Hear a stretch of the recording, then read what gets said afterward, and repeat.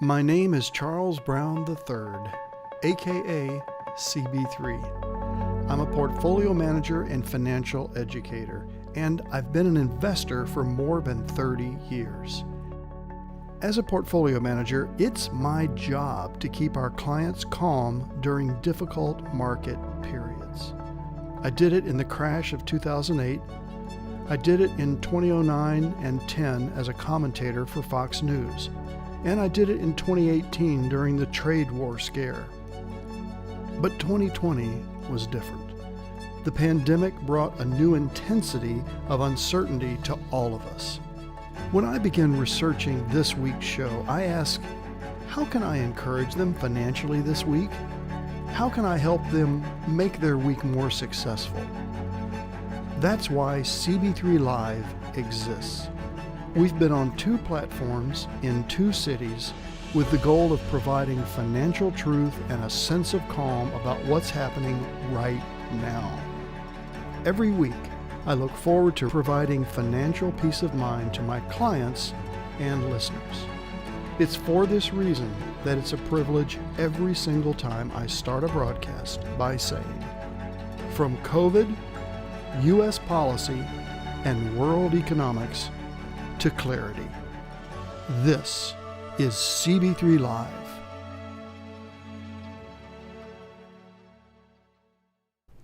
Good evening, everyone. From Nashville, we are live on November 11th. It's a Thursday. We're glad you are with us. I'm Charles Brown, Portfolio Manager with CB3 Financial. Tonight's agenda, the inflation update. I know you're hearing it almost nonstop in the news.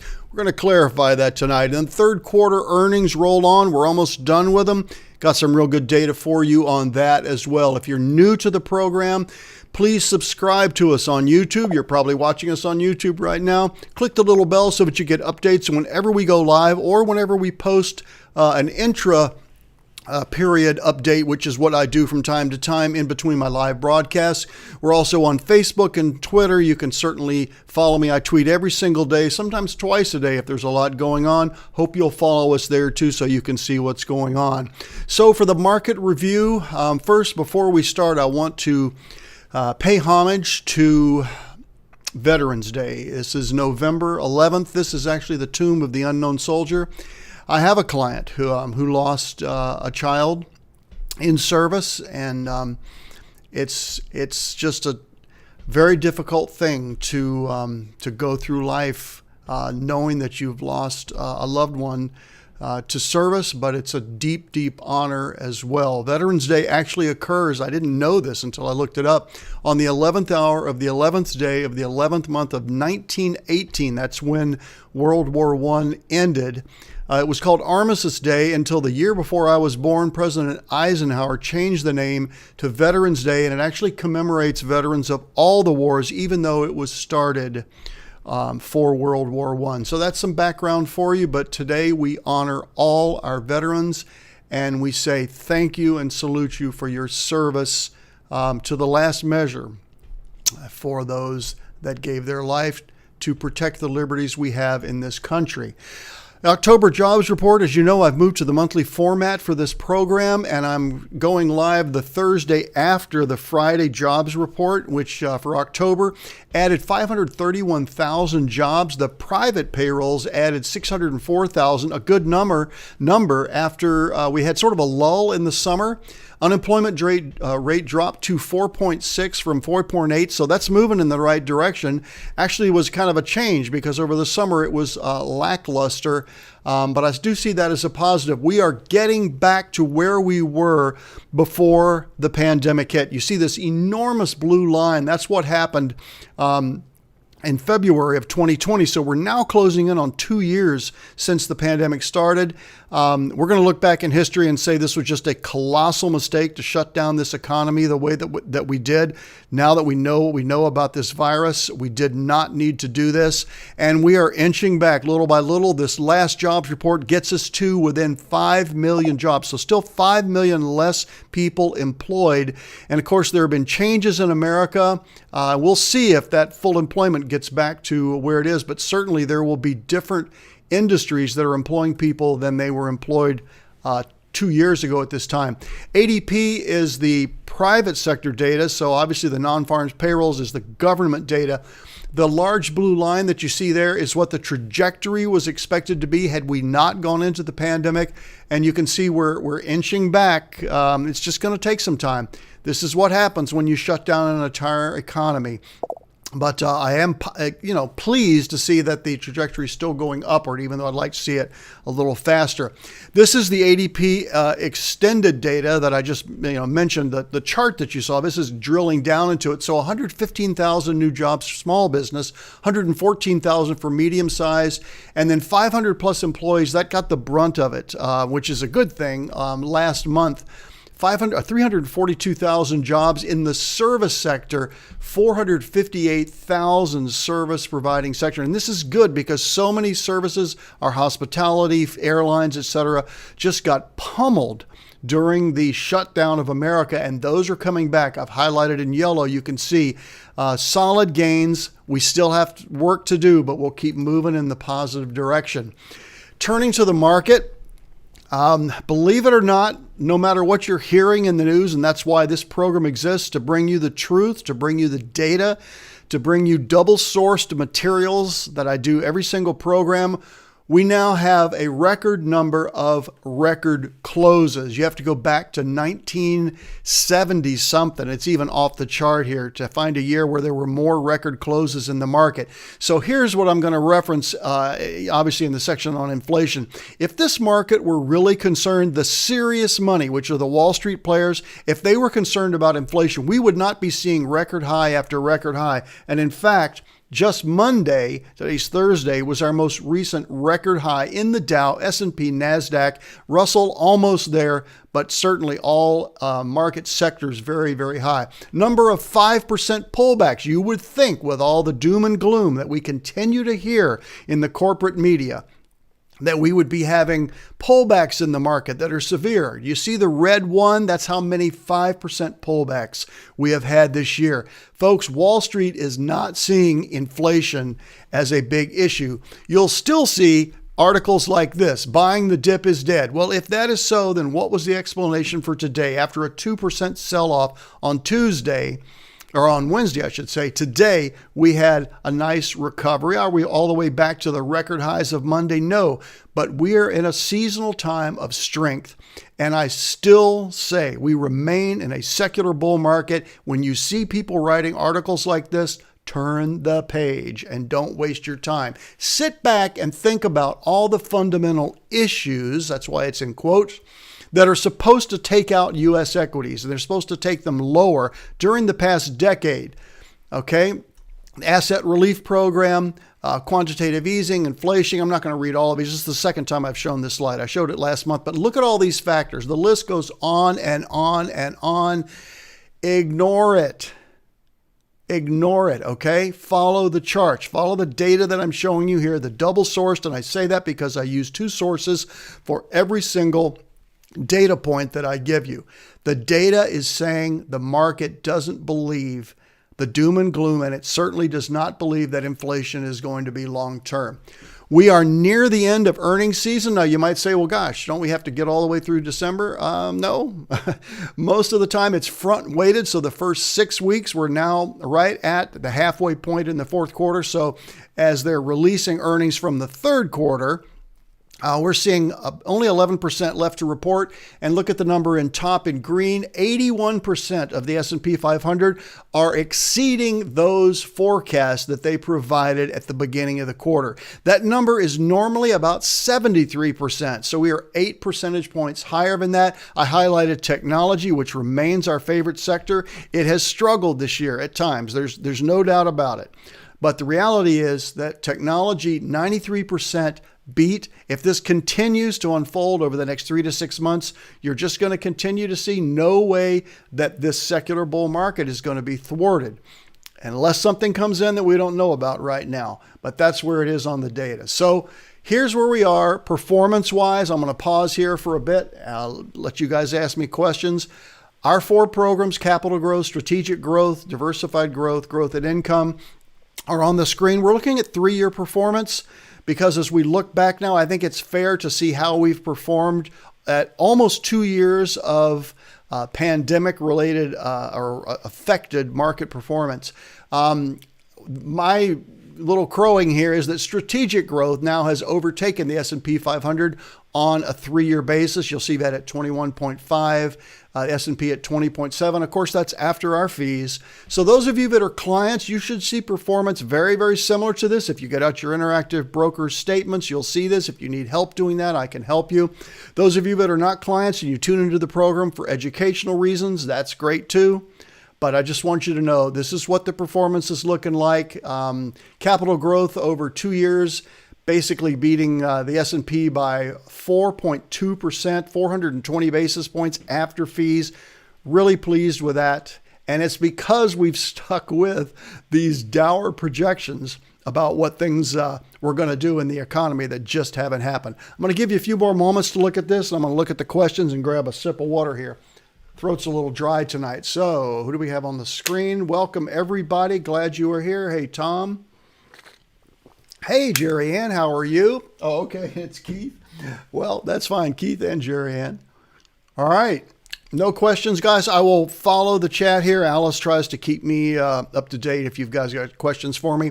Happy to answer questions at any time, but I'll keep going forward. So the world economy. We show the upfront section, and I review what's happened with the previous employment report, again, because we're airing on Thursday after the Friday. First Friday of the month is usually when they bring out the non-farms payroll. And then I talk about our performance. So the next rest of this whole program is what I see coming up for the December program that could possibly change my forecast. What am I seeing in the data that I think is going to drive actual performance in our programs and in the market itself? So inflation, obviously, number one topic, on the news media around the world. So I put this in, underlined italics. U.S. inflation hits 30-year high in October as consumer prices jump 6.2%. Oh, my God. Emphasis, hysterical emphasis, is mine. All right. So, yes, the core index is higher. There's no doubt about it. Why am I not concerned about this? Well, let's look at the main reason. This is what a recent tweet, if you guys follow me, you saw this. The key point is the bond market itself is devoted to the proposition that this inflation is a blip. Why? Because the current yield in the 10-year is 1.56%. Okay, not a good way to invest. That's a different story, talking about bonds as an investment. But the yield, that yield would be skyrocketing on a steady basis. 2.5, 2.75, 3%, which is still under the lifetime average yield, or I should say last 60, 70 years. We're going to call that lifetime. All right. But it's not doing it. It's not moving. All right. So Wall Street is telling me that they do not believe that this inflation is permanent. It is transitory. Look at the red bars. This is the current month of consumer price index month over month. All right. The survey was 0.6. The actual was 0.9. I get it. But you look back at the previous months this year, it's really not that much higher, just a little tiny bit, 0.1%. And the core CPI, that's without energy and food. So energy and food sometimes are taken out of CPI, the consumer price index, because they are so volatile. So if you pull that out, you can see the red line on the lower chart is actually lower than it was earlier this year. In my opinion, we are starting to see a receding of these inflationary factors. I realize the media is not telling you that. Consumer price index, 12 months change, all right? So less food and energy. This is a different graphic way to show what I just said to you. Has it spiked up? Yes. Last time, 2008, 2009, yes. All right. What immediately happened in 2008 and 9? It came down. Why do I believe it's going to happen this time?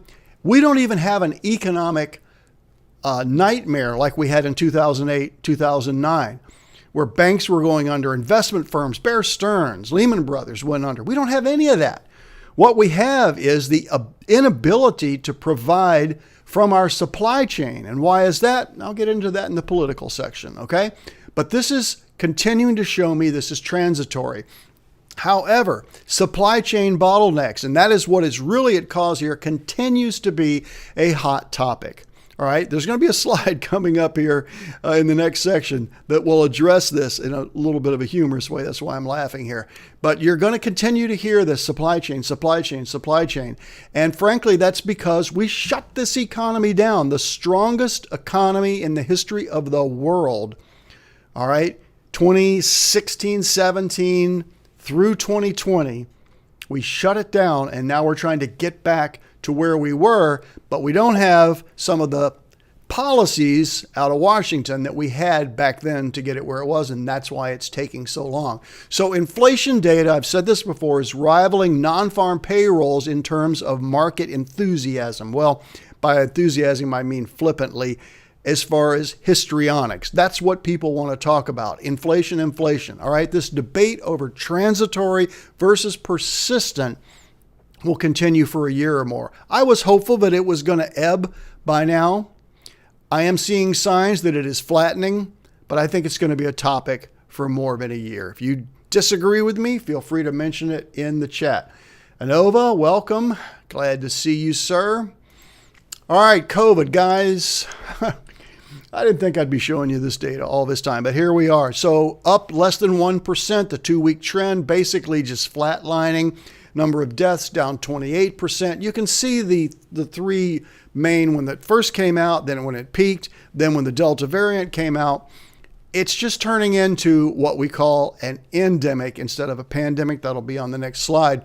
The number of people that are working telecommuting because of the corona pandemic continues to drop month after month after month. Now, that does not mean that people are not working from home and they've gone back in. What they've done is say, this worked out pretty well for me. And if you want me to come in, I'm going to look for another job. And the employer's going, they've really got all the cards because we can't find enough people to work, which I've been saying on this program for over a year now. So what happens when this pandemic becomes an endemic? Will it become an endemic disease? I think so. In other words, it will become commonplace. It will be referenced just like the flu or other illnesses that can wreak havoc on the human race, but it becomes commonplace. You take it out of italics. You take it out of being capitalized, so to speak, all right? And what that means is this old-fashioned flu, this could be added to that, and the cocktail of the flu shot that you get every year will include a booster, so to speak, for COVID-19. I think that's where it's headed. I think that's where the CDC thinks it's headed. And I think that once we can embrace that and we can, I realize getting there is going to be difficult. That's why I have to put the Delta variant in here. But the reality is fewer and fewer people are dying from this. Is it serious? Yes, but it's not wiping out entire populations. All right. Yes, I'm aware that 755,000 Americans have lost their life. We don't know how much of that is comorbidity, but how is that affecting us? And again, I have to keep this on the economic basis. I think that you're seeing the market discount COVID-19 to becoming an endemic and not a pandemic. Politics is the discussion of what should and shouldn't be happening in Washington. That turns into policy. And policy affects our portfolios, and it also affects our personal lives. Since this is a financial program, I try to stay on target and talk about how politics turning to policy affects our portfolios, and certainly it's doing it. So in case you didn't know, there he is on the screen. Former President Donald Trump has launched his own media network. There's a new business. It's called Trump Media and Technology. It's going to include this new media platform called Truth Social. So I actually went to Apple to try to download this. And you know how you can order things on Amazon? It's like you can't get it now, but you can, get it in the future. So pre-order it. Well, I had to pre-order an app. I've never seen pre-ordering an app, but there it is. So if you want that, you can get it. Or you can get the video on demand featuring non-woke entertainment. That is not my description. That is from the company itself. Why is this affecting our portfolios? Because it means that the presidential race, clearly he's doing this because he plans to run in 2024. And it just keeps politics at the very forefront of all our discussions. Most of the time after a presidential election, we get a year, 2 years maybe, before the midterms to just, not have to deal with all of this, but that's just not the case now and probably won't be.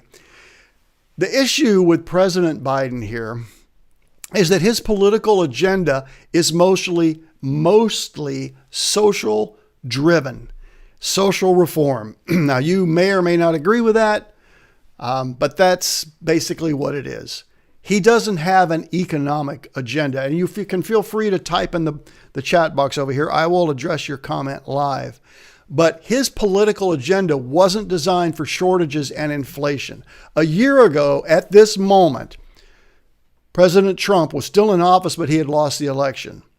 We didn't have trade imbalances like we have now. We didn't have supply chain crises like we have now. We didn't have rising gasoline prices like we have now because we were producing our own. We became the world's largest producer of fossil energy, as I think you remember. So this cost pressure and U.S. hyperpolarization, word of the day, hyperpolarization, meaning the two parties have never been, to me, this hostile and acrimonious to each other.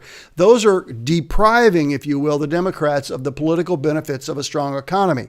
So why do I say it's depriving? Well, based on poll numbers, even though the economy is doing great, people aren't real happy with Joe Biden. Okay, it's kind of a bedrock assumption of American politics that a strong economy is essential to winning an election. In fact, if there is a strong economy, you're going to be reelected. Many people believe that Donald Trump would have been reelected had the pandemic not come along. In fact, all the poll numbers definitely represent that. But the pandemic did come along. And of course, the botched handling of that, I've already pontificated on many, many times. But today we've got rising jobs, rising wages, record stock market just as of last Monday. Public is upbeat about their jobs, their financial prospects.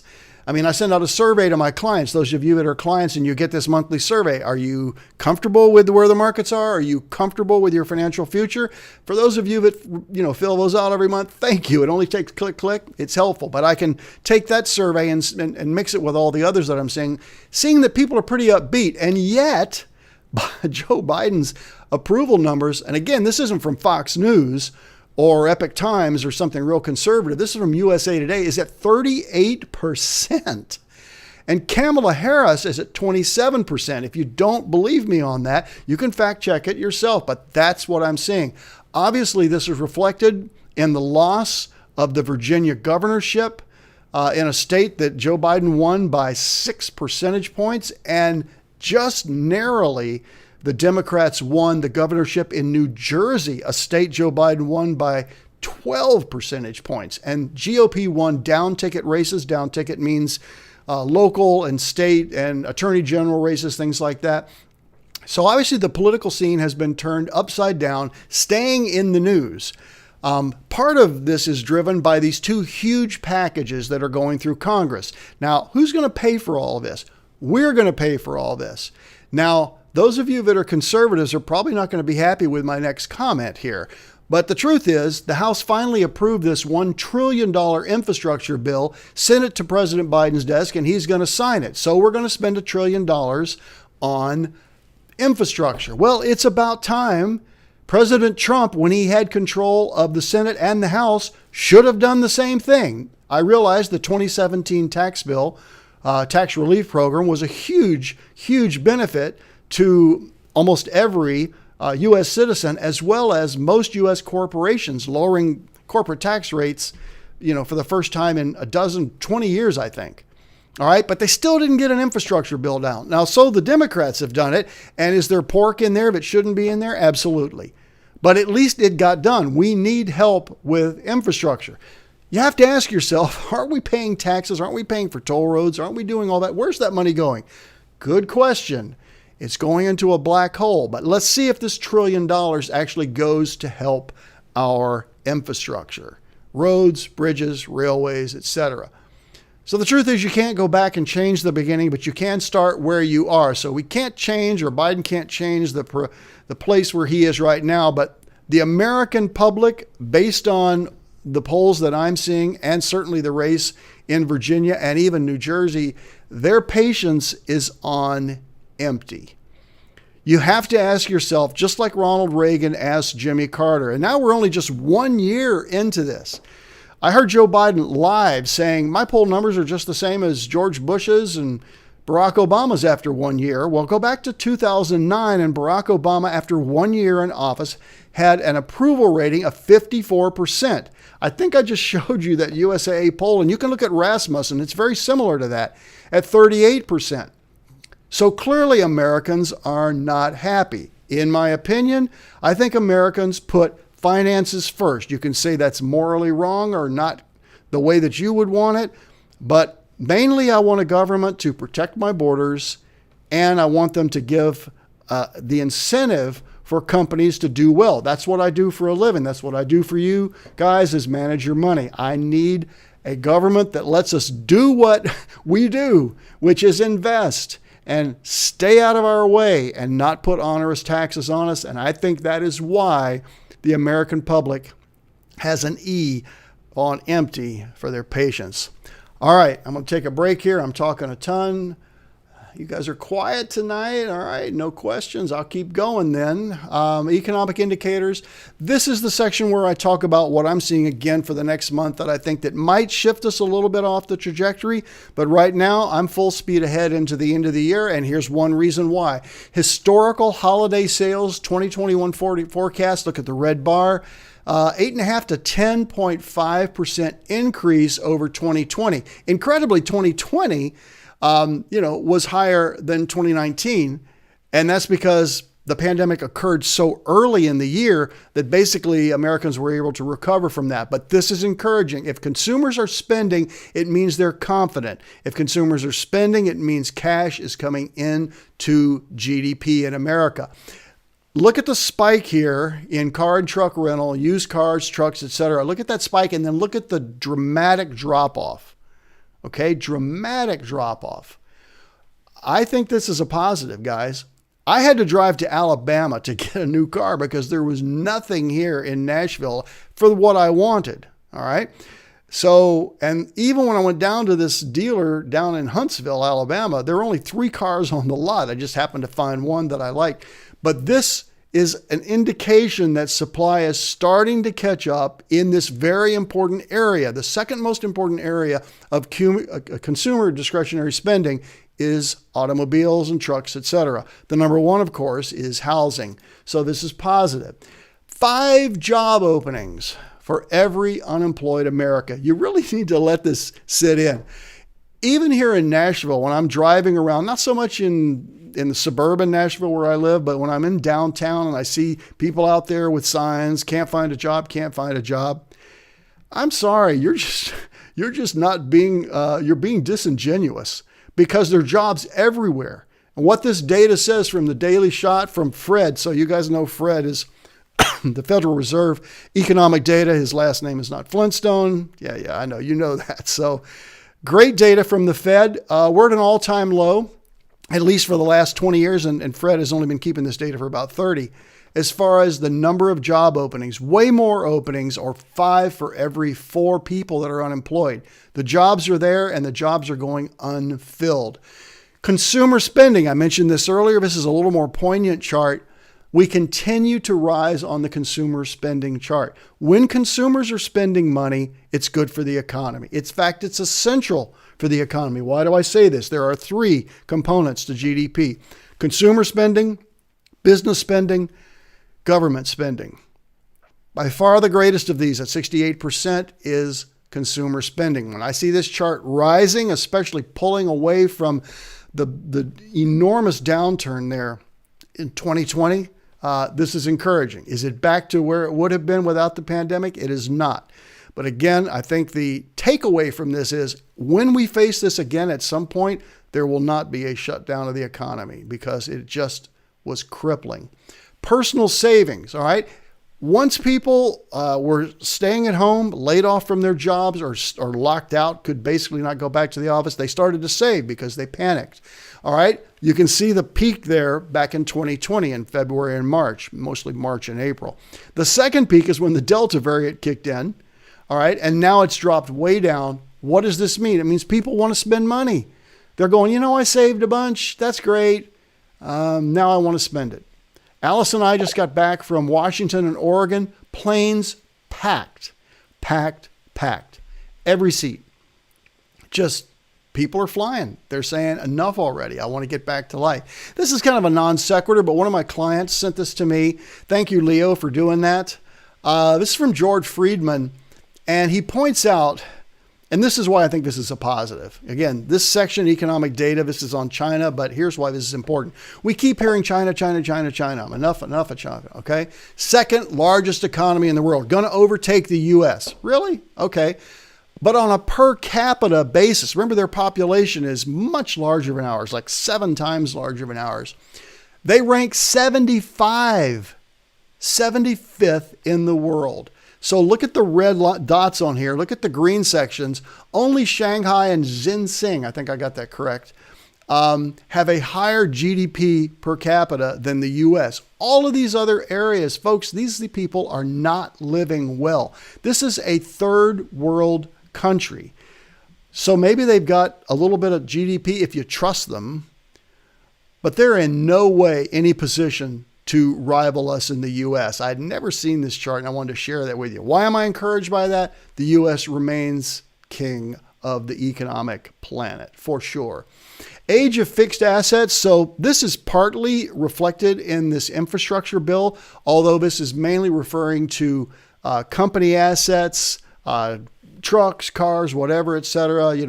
Avis buying 100,000 Tesla cars. I'm going to do a whole section on that.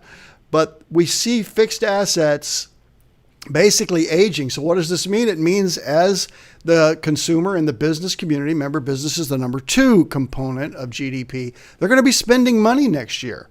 And so I think there's going to be some sector rotation. We'll be following that as your advisor because we'll want to be where those sectors are. The industrial sector right now looking very strong. Consumer discretionary strong, but industrials for sure strong. This is a positive sign, again, for looking ahead. Share of small businesses not able to fill jobs. I wish I could get excited about this, but if you look at the little blue line there, it crosses just a little over 50% as of last month. More than half of U.S. businesses can't fill all the positions that they want to. Just think if somehow we could get people in to fill those jobs that actually wanted to work and not sit home and receive a free check. The contribution to our GDP, unlike the China slide that I showed you, where it's like $4,700 per Chinese person in discretionary income, America is more like $21,000 to $28,000 in discretionary income per person after all their basic needs are met. But you got to be able to work to do that. These are companies that are saying, we've got jobs. We have jobs. I believe that this is going to catch up next year, and you will see companies able to fill these jobs because these unemployment benefits are running out, therefore adding more muscle to GDP in the U.S. Household balance sheets, again, why? Because the savings rate was so high. Look at the blue line, household assets, percentage of disposable income. That's where, when I saw this chart and then I got the chart from Leo, it's like, China can't even hold a candle to us, guys.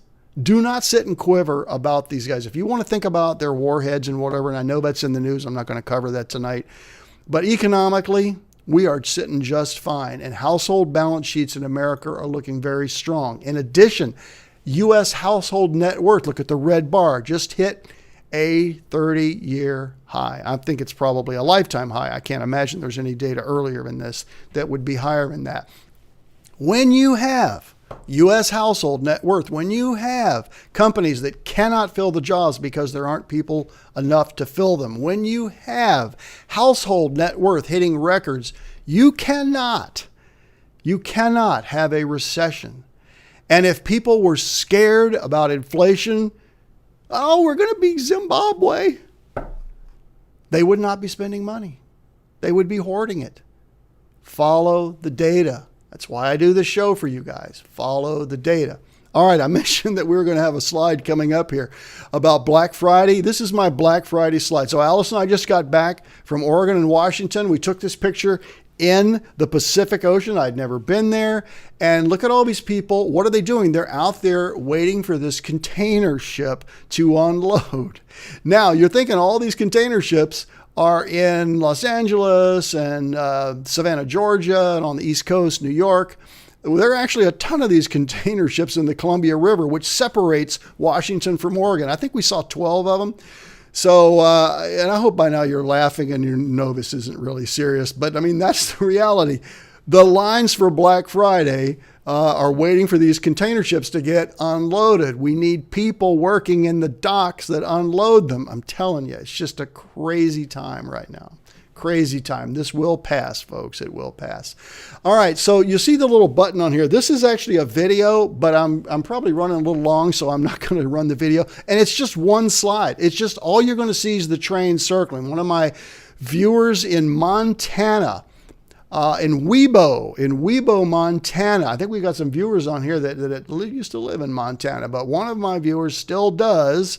And he sent me this and he said, look, this is a BNSF, that's Burlington Northern Santa Fe coal train going through Webo, Montana yesterday. He took the video and sent it to me.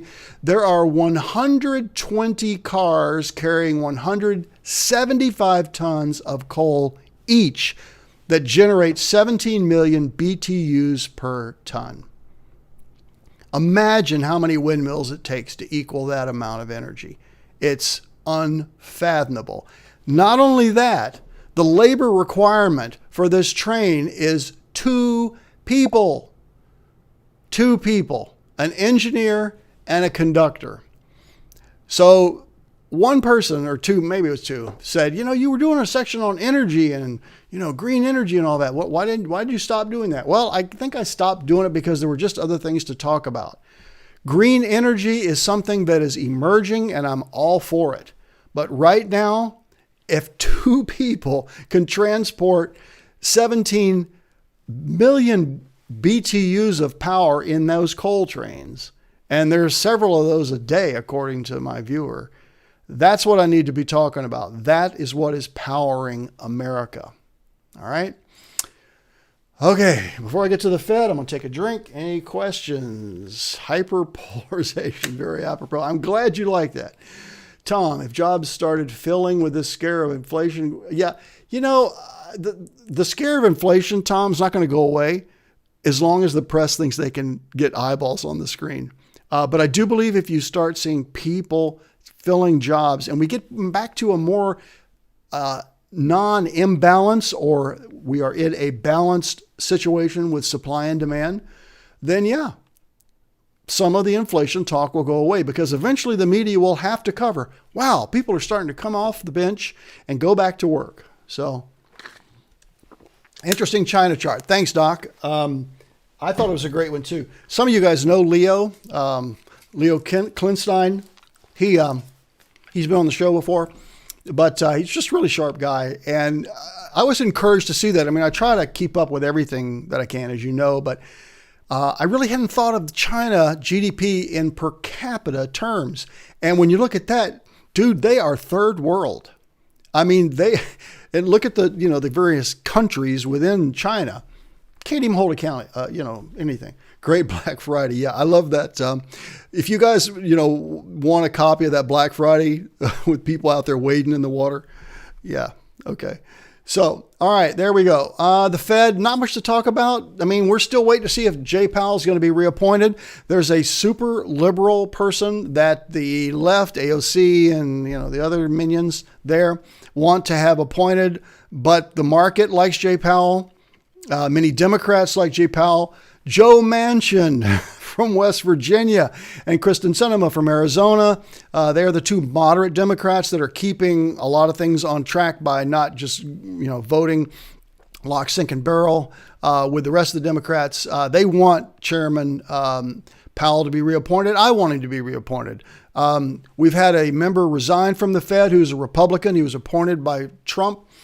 And so you're still going to see a largely Democrat biased Federal Reserve next year. I think it's to Joe Biden's advantage not to rock the boat any more than that. But what do I know? We'll see if he does that. We'll know. I thought we'd know by September and then October and now November, but maybe at the December show, I'll be able to tell you. Okay. So again, if the Fed were really concerned about inflation, they would be raising interest rates, because when you raise interest rates, you make it harder for people to borrow. When you make it harder for people to borrow, you cool their jets, so to speak. They're not buying houses, they're not buying equipment, whatever. All right. Does the Fed really think we need to cool jets? Well, look at this chart. The first quarter point raise. Okay. We have a 0% Fed funds rate right now. 0 to quarters, a floating rate. All right. Right now, the dot plot, they call it, which is the survey of the Fed governors and what they're going to do to raise rates. First 25 basis point, that's 0.25 of 1%. They're expecting that to be in February 2023, and then another 5 months. Okay, whoops, let me do my math. 7 months. 7 months before the next 50 basis points or the next quarter to get it up to 50 basis points. What did I say earlier? And I've told you, for some time here, the 50 to 60 year running average, 10-year yield is more like 4.5%. We're not even close to that. We're not even close to that. If the Fed were concerned, they'd be raising rates. They're not concerned. They believe inflation is transitory. Crypto Corner, I got a client ask me in a private email this week, hey, where can I get crypto? Not really. I mean, in the business to talk about that, there are plenty of crypto exchanges, like dozens and dozens of them. And you can buy fractional coins, obviously very much in the news now. And part of this is because of this inflation scare. When you look at coins like Bitcoin Cash, Bitcoin, not so much Ethereum, Solera, coins that have fixed issuance, meaning there's never going to be any more of them. Obviously, that's attractive when the Fed can just keep printing dollars. Now, they are talking about, and I didn't go into much detail on this, scaling back on their bond purchases. All right, which is a good thing. They need to let the economy start to manage on its own without, keeping it on life support. So, I hope that answers your question, the reader. I think you're online right now. If you want, one-on-one, I can talk to you about it. So you probably know that the first Bitcoin ETF has been launched. And, actually not the first, the second, and the third. There's a series of these here. But the first one to trade $1 billion on its opening day. So there is increasing interest here, and this is why I have this segment. I know some of you really like it. Some of you think that I shouldn't be talking about this, but the reality is Goldman Sachs, JP Morgan, Wells Fargo have announced that, I know you guys didn't realize this, but over the last 3 years, we've hired 1,000 crypto-related roles, jobs, people to do research. Bloomberg just reported that a few days ago.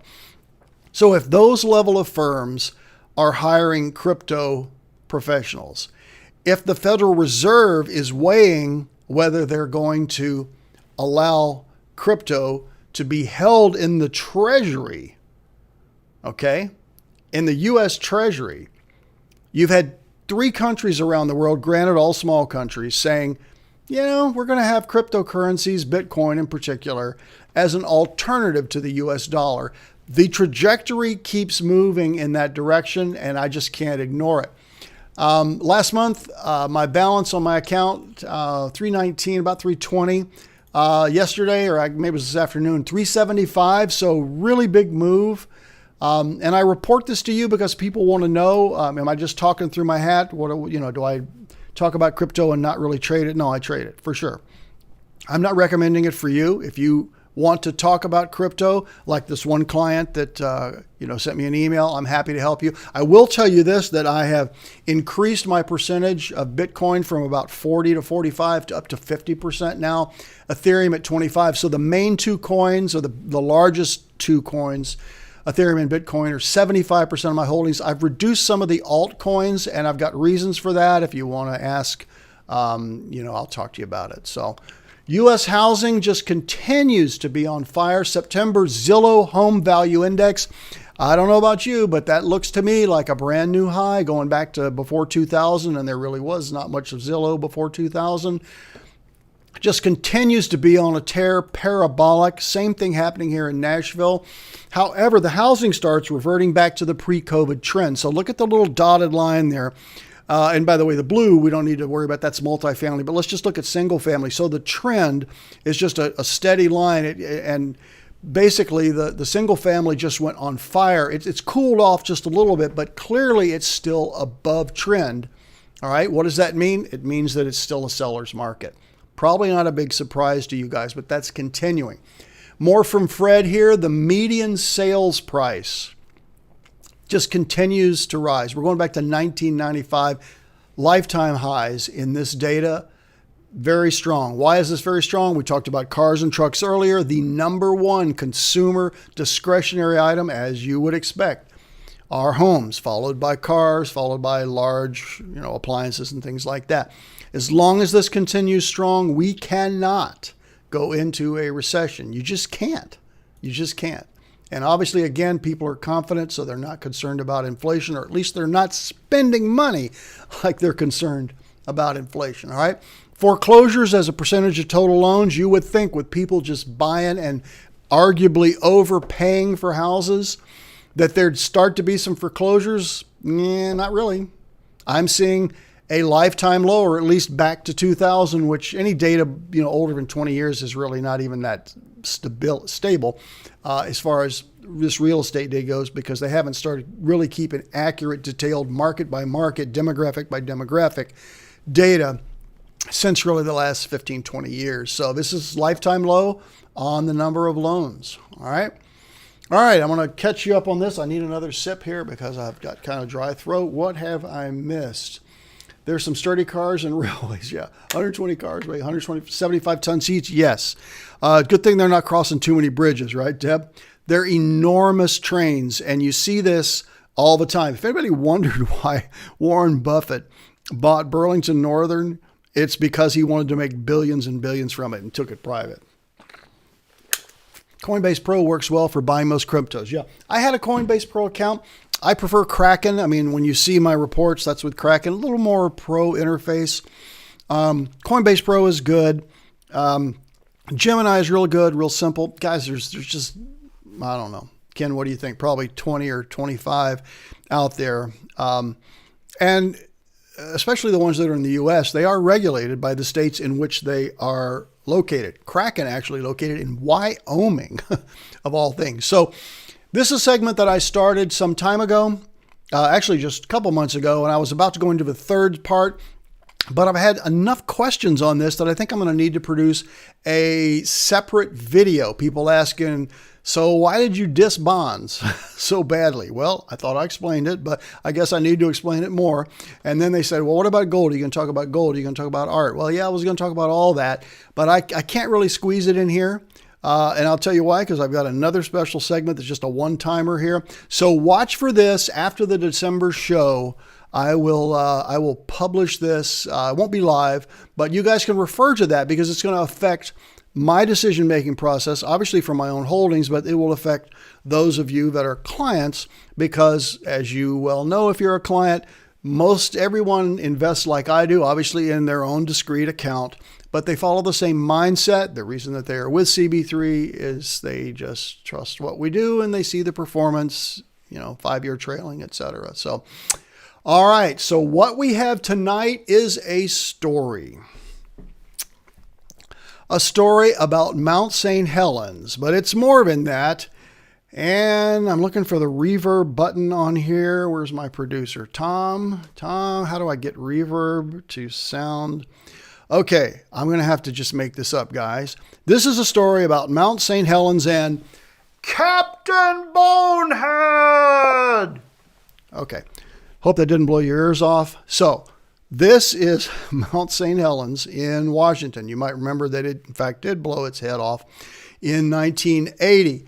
So this is not Captain Bonehead. That's my lovely wife, Alice. She is standing at 2,000 feet on the road heading up to, as you can see in the background, the summit of Mount St. Helens. Here we are at 3,000 feet. Do you see anything different? Well, one, we're closer to Mount St. Helens and a little bit of snow coming up there, okay? Now we're at 4,000 feet and we're with a few other people. Now, this is where it gets tricky because several times between 3,000 and 4,000 feet, Alice said, I think we might want to turn around here. This is looking a little sketch. I mean, we just left 62 degrees and now we're in, half an inch, more than that probably, foot of snow. Half inch became 6 inches, became 9 inches, all right. It got much worse than that, okay? So here are the 6 of us near the top. My car is in front. We've got cars careening off the road because of the ice. And then we find out that the snowplow that's ahead of us, because we were all courageous because the snowplow was there and we figured, well, he's not going to let us get hurt. Well, what happened? I'm having trouble hearing you. Am I seeing a question? Oh, comment. Sorry. Okay. Somebody 30 cars. Thanks for the reverb comment, Dr. J. All right.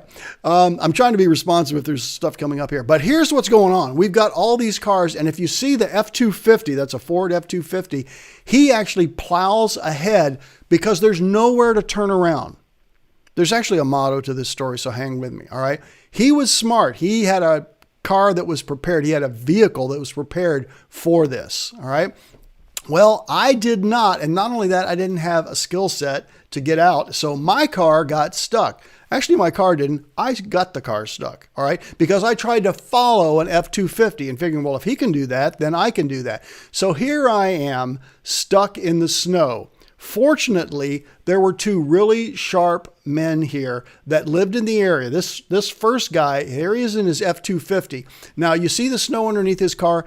That's after he pounded it down so that the rest of us had a fighting chance to make a 3-point turn to be able to turn around because there was no way we were going to get to the summit. We got to within 0.8 of a mile, but the snow truck got stuck. When he finally got freed, he went up to the summit and was not coming back. All right, so this guy said, we're going to have to dig you out because you're blocking the road. And then the other really sharp guy that was there got in the car and put the car in all-wheel lock drive, which I didn't even know how to do. There he is giving Alice the thumbs up that he was managed to get Captain Bonehead's car free.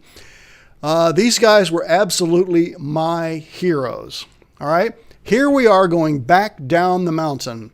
But here is the motto. This indeed is Captain Bonehead. Here's the thing. I know how to invest, and when I buy something, I always have an exit strategy.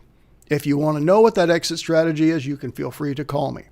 I thought it would be really cool to go to the top of Mount St. Helens, but I did not have an exit strategy. In fact, I just kept going and going and going until there was no way to get back. And I didn't have a vehicle or the drive set skills to get out of this mess. So were it not for 2 really great guys that came along and actually helped a lot of us, but I was the worst because I actually got my car stuck, we could have been there for quite some time. No cell phone service. What's the point of this story? If you're going to do something and you're going to enter into doing something, you better have an exit strategy, which I did not. All right, dumb. Final score, Mount St. Helens 1, Captain Bonehead 0, but I learned a ton. Okay, that's the show. There's the topics we covered. I'm going to wait with a 25-second delay that we have here to see if you've got any final questions. Next CB3 Live, Thursday, December 9th at its usual 7 p.m. time.